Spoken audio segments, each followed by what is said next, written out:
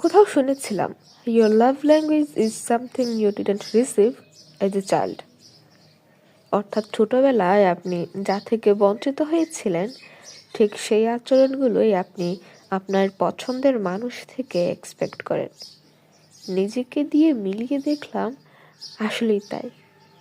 যে ছোটবেলায় পরিবারে অশান্তি দেখেছে সে চায় একটা শান্ত প্রিয়জন যে তার মনের অস্থিরতা দূর করবে। যে মা বাবার থেকে শুনেছে এটা পারো না ওটা পারো না, সে চায় তার প্রিয়জন তার ছোট বড় সব অ্যাচিভমেন্ট নিয়ে হয় হুল্লোড় করুক, বিশাল আয়োজন করুক। তার সারা জীবন কেটেছে অন্যের সাথে তুলনা করে। সে চায় প্রিয়জন তাকে সবার তুলনায় ভালো, সবার তুলনায় সুন্দর এই জাতীয় প্রশংসা করুক। যে ছোটবেলায় নিজের ইমোশনালি আনস্টেবল পিতামাতার রাগ অত্যাচার সামলে সে আশা করে তার রাগ কষ্ট কেউ বুঝুক, দেখুক। মলেস্টেড হওয়া ছোট শিশু বড় হয়ে একটা ছায়া চায় যে তাকে আগলে রাখবে এই নোংরা পৃথিবী থেকে।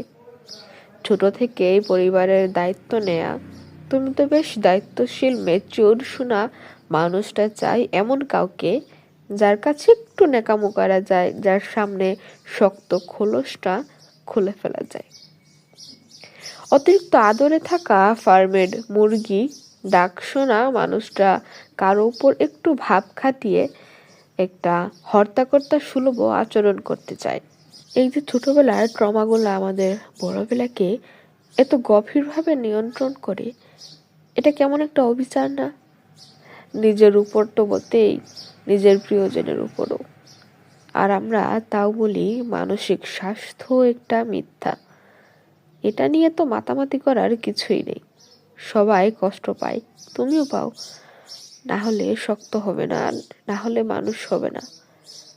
মানুষ হতে হলে শক্ত হওয়া কি আসলে জরুরি?